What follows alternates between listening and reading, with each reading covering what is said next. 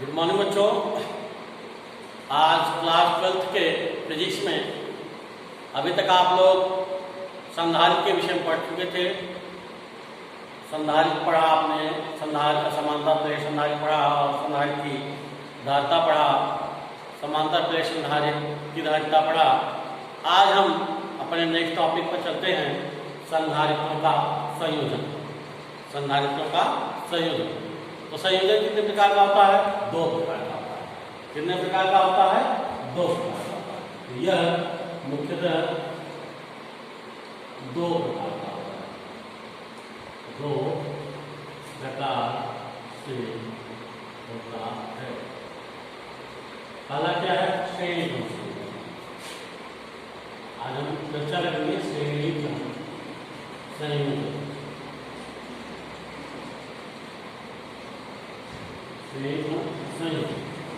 इसमें क्या करते हैं? एक संधारित्र, कई संधारित्र लेते हैं। जैसे पहला एक संधारित्र हमने लिया और इसका संबंध हमने किससे कर दिया?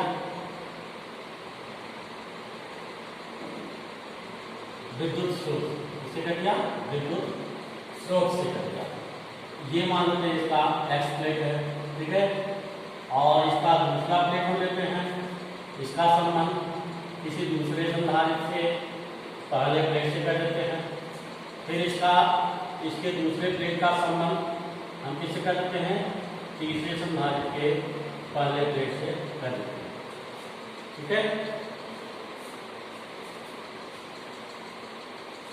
और अंतिम वाले संधारित्र प्लेट का संबंध हम किससे कर देते हैं? पृथ्वी से कर देते हैं, ठीक है। जब हम यह कार्य करते हैं, यानी यह क्रिया होती है, ठीक है, तो अगर हम यहाँ पर ध्यान दें, यहाँ पर अगर हम प्लस क्यू आवेश दें तो यहाँ पर क्या हो जाएगा? प्रेरणा के माध्यम से माइनस क्यू आवेश हो जाएगा। जब यहाँ माइनस क्यू आवेश होगा, यहाँ पर प्लस क्यू आवेश हो जाएगा और यहाँ पर भी माइनस क्यू आवेश हो जाएगा और यहाँ पर भी क्या हो जाएगा? प्लस क्यू आवेश हो जाएगा और यहाँ पर क्या हो जाएगा? माइनस क्यू आवेश हो जाएगा। लेकिन इनकी धारिताएं क्या होगी? अलग अलग होगी और इनका जो विभव उत्पन्न होगा वह भी क्या होगा? अलग अलग उत्पन्न होगा। विभव भी क्या होगा? अलग अलग उत्पन्न होगा, ठीक है। अब इस अवस्था में इनको श्रेणी क्रम में जोड़ दिया गया, यानी एक दूसरे से श्रेणी क्रम में जोड़ दिया गया है, ठीक है। तो जब श्रेणी क्रम में जोड़ दिया गया है, श्रेणी क्रम में जोड़ दिया गया है, तो इनके बीच की धारिता कितनी होगी वह हमें निकालना है। क्या निकालना है? धारिता कितनी होगी उसे हमें निकालना है, ठीक है। तो आइए हम समझते हैं पहले क्या लिखा है कि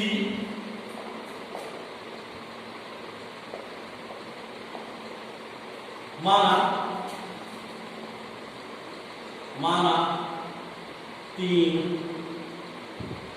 समांतर तीन संधारित्र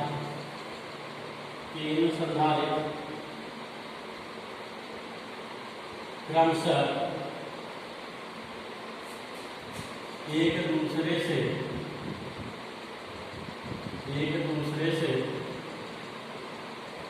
श्रेणी क्रम में जुड़े हुए हैं। इसमें पहले संधारित्र की पहली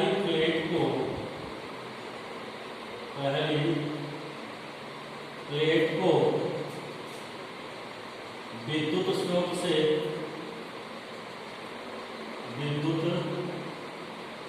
से तथा दूसरी प्लेट को दूसरे संधारित्र की पहली प्लेट से पहली प्लेट से और दूसरी प्लेट को तीसरे संधारित्र की पहली प्लेट से और अंत में तीसरे संधारित्र की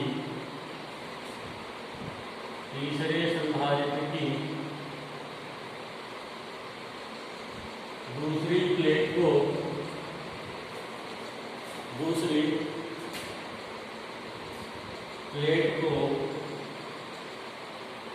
पृथ्वी से जोड़ देते हैं। ठीक है।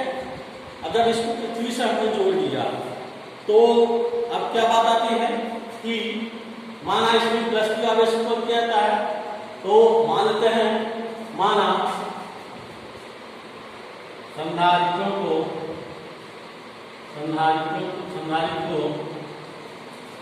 Q आवेश दिया जाता है जो प्रेरण के माध्यम से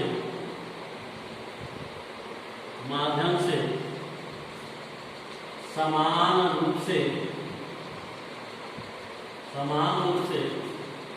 सभी संधारित्रों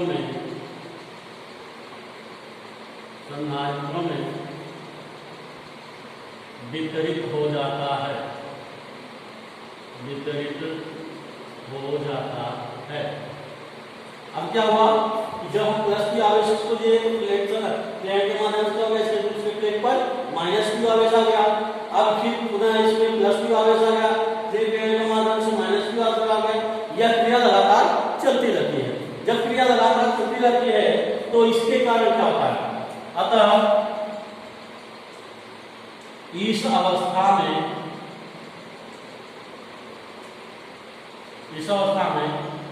संधारित्रों का विभव माना V1, V2 व V3 तथा धारिता C1, C2 व C3 हो तो अब क्या हमने मान लिया कि जब आवेश प्रवाहित हो रहा है तो इसके कारण विभव उत्पन्न हो रहा है और विभव तीनों का क्रम से अलग अलग होगा। तो विभव मानते इसका V1 है, इसका V2 है, इसका V3 है। जब विभव अलग अलग है तो इसकी धारिता भी क्या हुई? अलग अलग होगी। तो धारिता मानते हैं C1 इसका C2 है और इसका C3 है। लेकिन अगर हमें परिणामी विभव का मान निकालना हो,